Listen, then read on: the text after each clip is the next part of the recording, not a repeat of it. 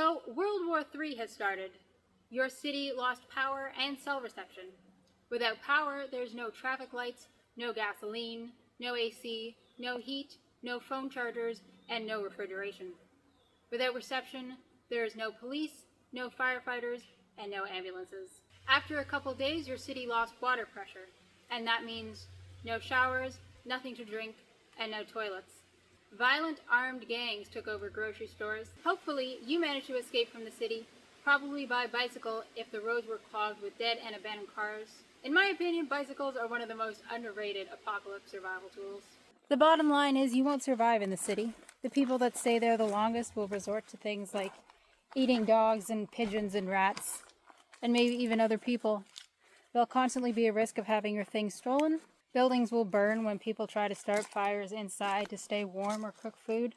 But it's not like surviving in the wild is easy either. So you better make sure you have some pretty wicked survival skills to get you through. And today we're going to be learning probably one of the coolest bushcraft skills: how to build a survival bow.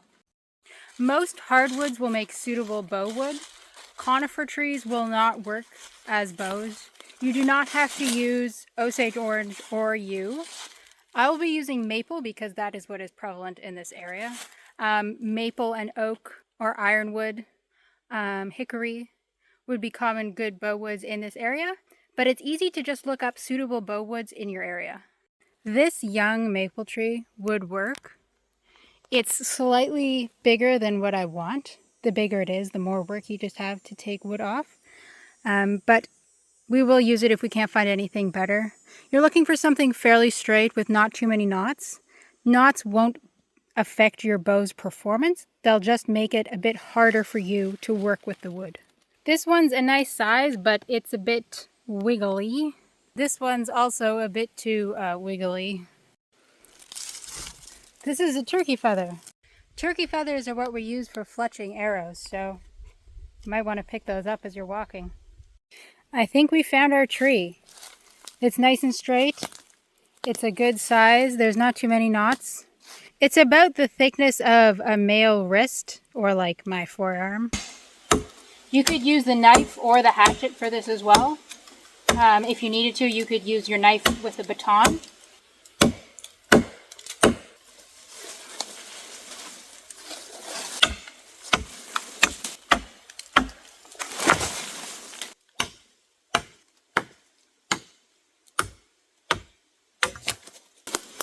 And this is our bow stave. It is extra long, but it's always good to leave a little bit of extra. I'll probably end up making it to somewhere around this height. So we've got quite a lot of extra to work with. You don't need quite this much extra. Now we're going to start carving into the belly of the bow. And the belly of the bow is the side that faces the archer. So once I've decided which side is the belly and which side is the back, I'm going to start chopping into the belly, just making angled cuts. And now that we've got all those angled cuts, we're just gonna chip them off. And this works, obviously, but I prefer to use the hatchet for this. There's just less hand chop, and it chops a little better.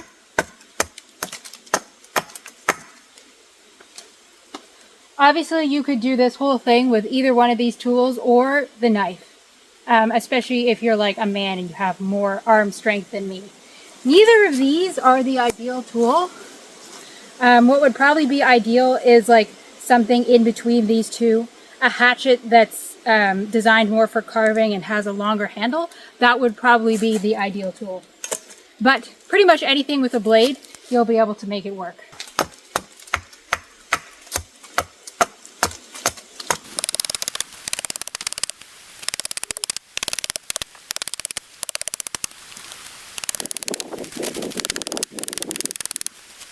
And then we just repeat the process.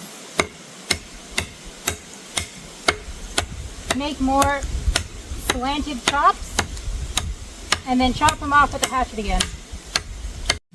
You can see we've just started flattening out the belly of this bow. We're going to continue just taking material off this side until we've thinned it out enough that it can dry properly.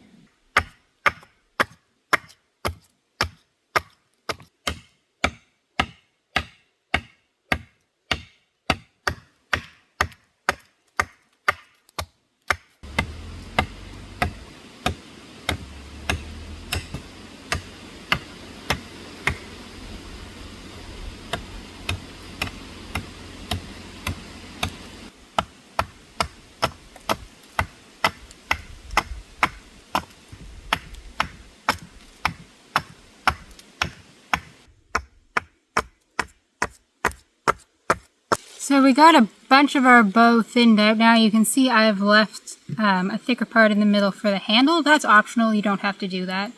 The bow will just bend all the way through the handle. And I've left the ends thicker as well, so they're not bending. But we're getting to the stage where we can start looking at how this is bending, because the bow will have to bend evenly through both limbs. So we're looking for any stiff parts. You can see here it's not really bending through here, so we'll take some more wood off of there.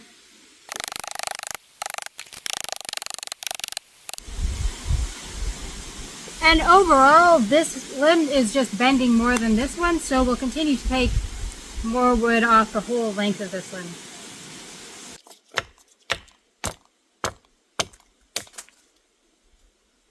It will save your arm a lot if you can be slightly ambidextrous with this. Chopping this much is hard on one arm.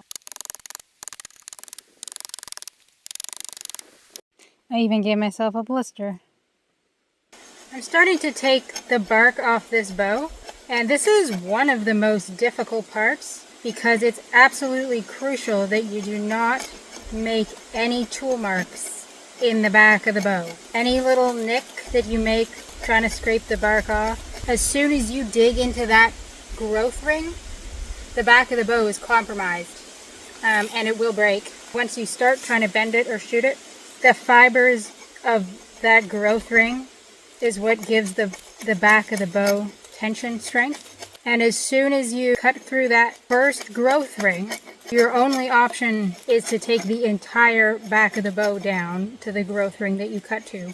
And that's very difficult, so difficult that I'd say it's probably not worth doing, and you should just start a different bow. So you can see the difference between the wood and the bark. We're just scraping that bark off. You can see it still kind of separates from the wood fairly easily.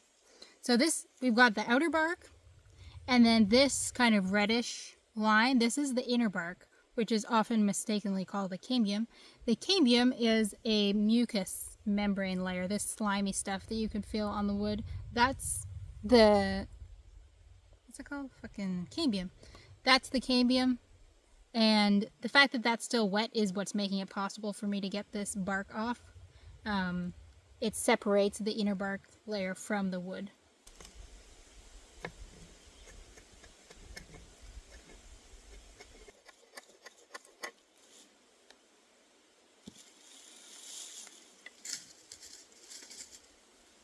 Now that our bow is getting a lot thinner, I'm conscious of not wanting to cut too deep, so I'm only using little chopping motions to take wood off.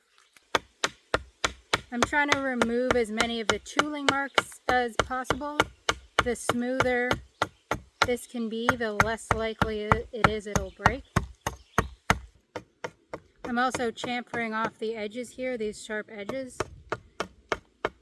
The sharp edges, when the bow bends, will split easily, so you want to make sure they're nice and rounded. Now I just want to taper off the ends, and I know I have to cut at least this much off this end because you can see there's tooling marks in the back of the bow from when I cut the tree down, which is fine. I just have to cut them off.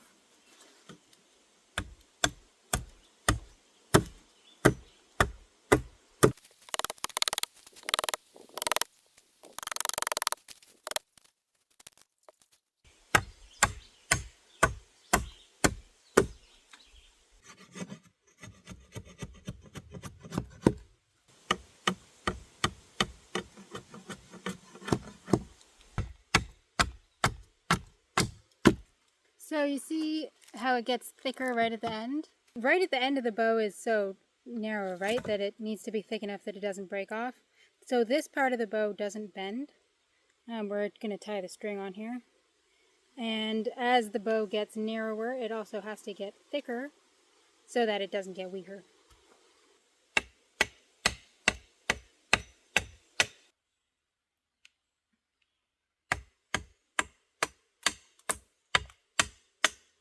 I'm just shaping out the handle here so it's a good size to fit in your hand.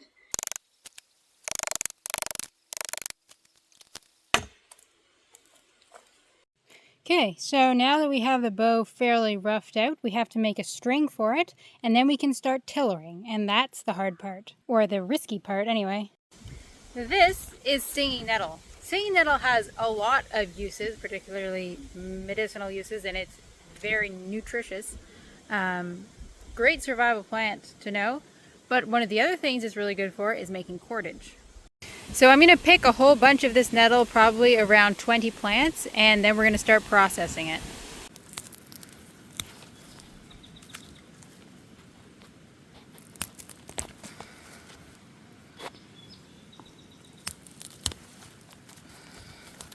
We collected a bunch of nettle. My arms are now very itchy, but luckily the cure for itchiness is right here. This is jewelweed, and it often grows very close to stinging nettle and poison ivy.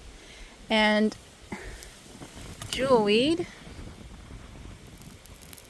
has a lovely soothing feeling when you rub it on rashes or bug bites or even small sores. You can see I've got some little bumps on my arm. I'm just going to rub the stem of the jewelweed. I can't film it. And it's got a very soothing feeling. So we're going to just start by taking off the leaves. And in a survival situation, you'd save these leaves to eat, either cooked like spinach or in a tea. They have a lot of medicinal uses and nutritional value. They're good for things like, the tea is good for like allergies and hormone balance and a whole host of other things. So I'm just bruising the whole stalk, crushing it a little bit, not too much. And then to extract the fibers from this, we're gonna sort of break it open. And so there's this hard woody center that we're gonna get rid of, and we're gonna peel the fibers off the outside. The outside is the fibers, the inside is the stuff you don't need. So we just break it off. You can see how that hard woody stuff breaks. Then you can just peel that off. And do the same thing all the way down the stalk.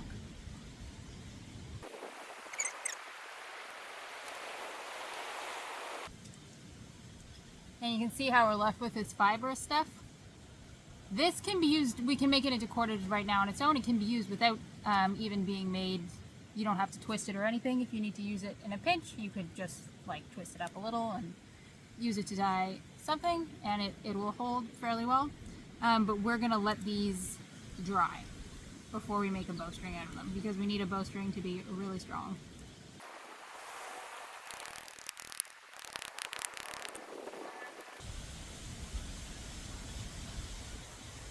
Okay, so we got our pile of waste, and then we got all our fibers, and also our dead raccoon. I think we got a pretty good pile. Now we gotta just lay this out to dry.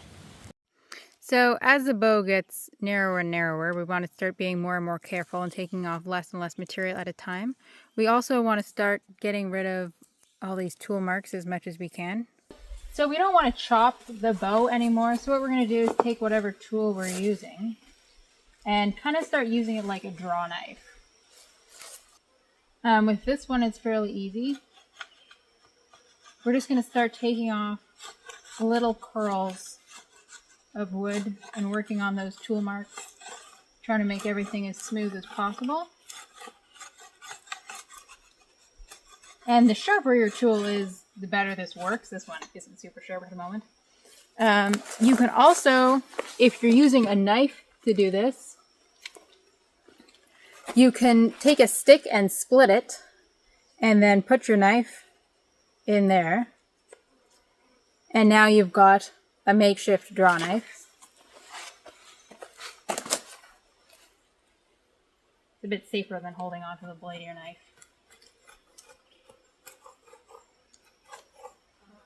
And this works really well. The knife is sharper, so it works really well. And with this, we can just take off these little curls of wood without digging in. Hopefully without digging in, sometimes it still happens. So this is the kind of thing we're taking off now.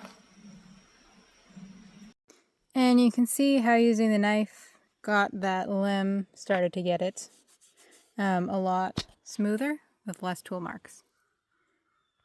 We can also use a rock as a scraper to scrape off lots of the hairy bits, and this also surprisingly helps smooth it down quite a lot. Now we want to start tillering this, so we need to make nocks for the string to go in. And for that, I'm just going to chop into the very tip of this bow on an angle, angled towards the belly. And we're going to cut out a notch for that string to sit in.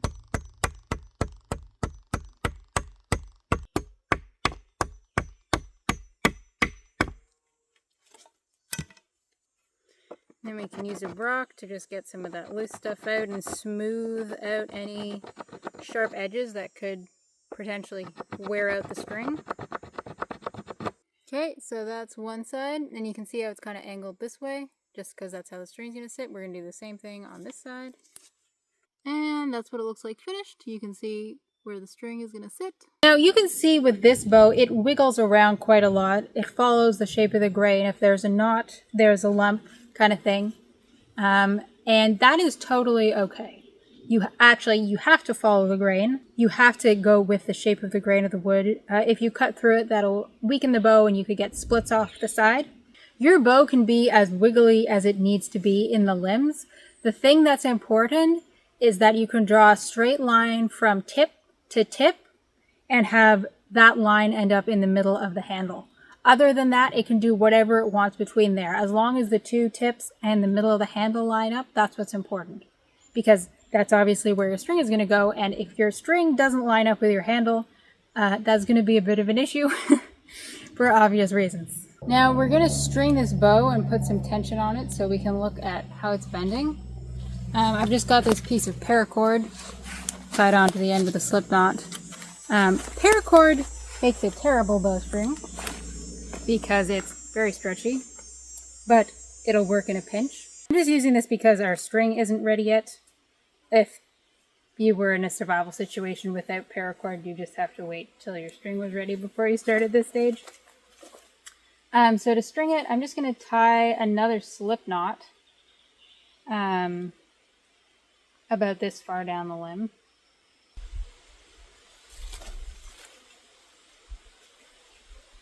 And then to string your bow,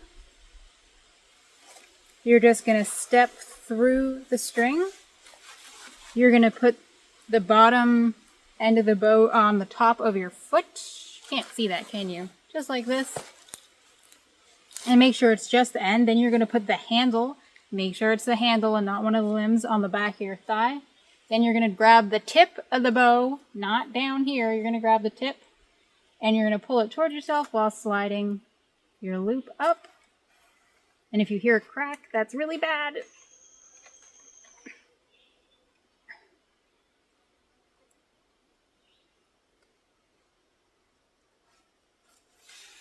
Okay. Now we're going to check and see how our bow is bending. Now you can see it's pretty obvious that this limb isn't bending as much as that limb. This limb actually has some nice natural recurve going on. So we're going to take some wood off of this limb to try and get it bending as evenly as this one. You can see this gap between the string and the belly of the bow is bigger than this one over here. So that's how we know that this one's bending more. So we're just going to scrape with our knife, take little bits of wood off, because at this stage a little bit of wood will make a big difference.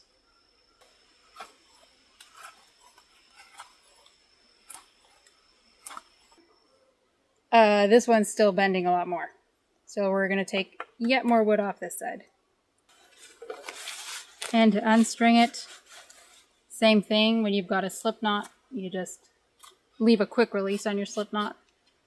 You don't want to undo it really fast. That's bad for the bow. Make sure to keep holding the tension with your hand. and slowly let it off.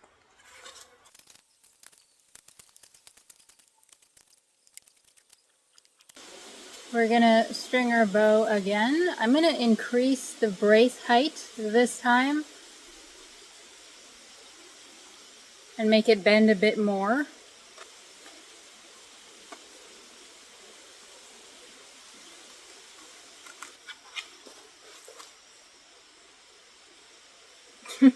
Okay, so now our other limb actually looks like it's bending a little more. We're getting much more even. Now I want to take more off this limb, but just off this part because it's bending good here. This limb is bending good. So to even that out, I'm just going to take wood off this part of this limb because you can see it's kind of straight, which means it's kind of stiff.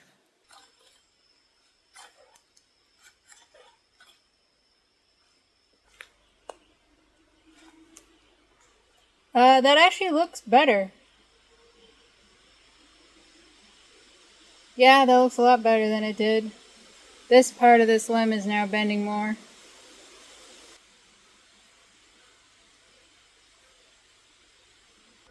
That looks pretty good. I think I'm pretty much happy with this as far as the survival bow goes, especially because it's still green wood. I don't really want to tiller it anymore. Right now I don't want to bend it too much more while it's still this green. Because when it's green, it takes set a lot more easy. You can see how it started to bend in a bit of a bow shape. It was actually bent the other way with reflex. Right now it has some deflex, which is just set. From being bent like that. This will relax a bit as it dries. It'll get a bit straighter. But the more it curves in that bow shape, the less powerful the bow will be. What's called the cast won't be as good. It won't shoot as fast. It won't shoot as powerfully. So that's why I want to let it dry a bit more before I do any more tillering. But for a survival bow, this much tillering is fine. And you can shoot it green if you have to. It'll shoot better once it's dry, but you can certainly shoot it green. So while this is drying out, let's go work on our string some more. These are our nettle fibers, and they're dry now. And you can see they've shrunk down quite a lot. They only take about, if they're out in the sun, they'll only take about a day to dry. Hopefully we have enough to actually make a bowstring. It's always deceiving. You feel like you have so much when they're wet. And then once they shrink down, suddenly it doesn't feel like you have so much. And they're still quite stiff right now. So to soften them up, we're just gonna roll them between our hands a bit. Not too much. You don't want to like break them up. Just soften them.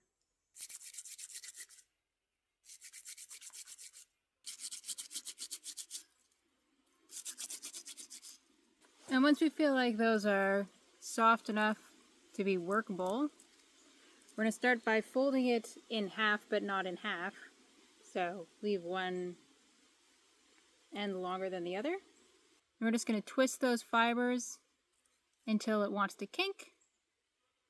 And then we're going to pinch that kink in our two fingers. And we're going to take one strand at a time, pinch that strand, twist it away from you, and then twist the other strand towards you. So twist away, then towards you. Away, and then wrap, I guess is better to say, towards you. Twist away, wrap towards you. Twist away, wrap towards you. And you can see how this twisted rope starts to form.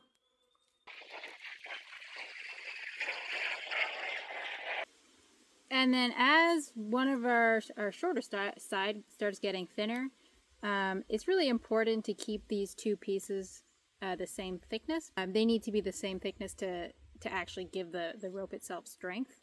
So here we're just going to splice in another piece. Same thing. And then we're going to add, and this is why you don't want your to fold your original piece perfectly in half. Because you don't want your two ends running out at the same time. You'll end up with a lump when you try to splice in more fiber. Add this in, fold it over a bit, maybe not quite that much. and then continue doing exactly what we were doing.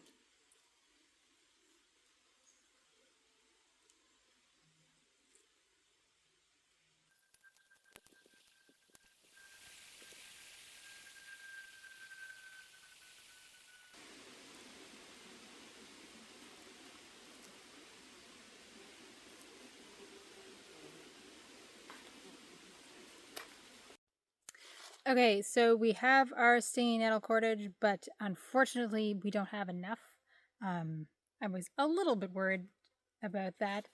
This is the last of what I have. It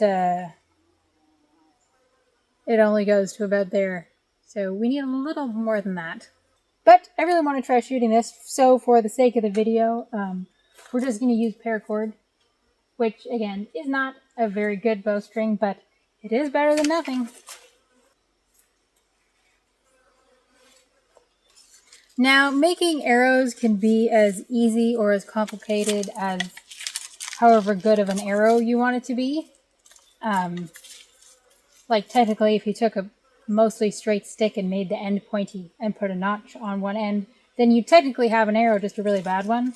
But making good arrows is a whole video unto itself. So we're not going to do that in this video.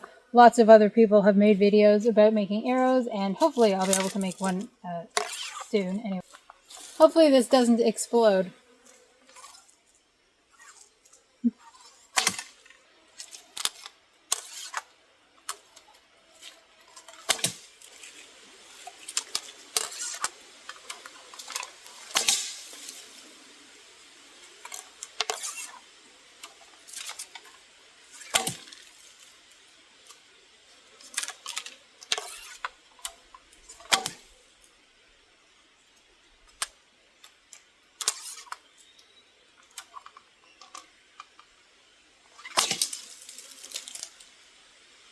Not bad. Honestly, maybe paracord isn't that bad. There's a lot of vibration, but she still works. Now, I know a lot of you guys watching this video are never even going to try to build a survival bow, and that's okay. You can still get enjoyment from the video. Some of you are going to try and fail and give up, because honestly, it is hard and frustrating, especially because your bow often breaks right after all the hard work is done. But some of you are going to try and are going to fail and are going to try again. And those of you who do that, you guys, you're the type of person that's going to survive World War III. But that's it for this video, guys, and I'll see you on the next adventure.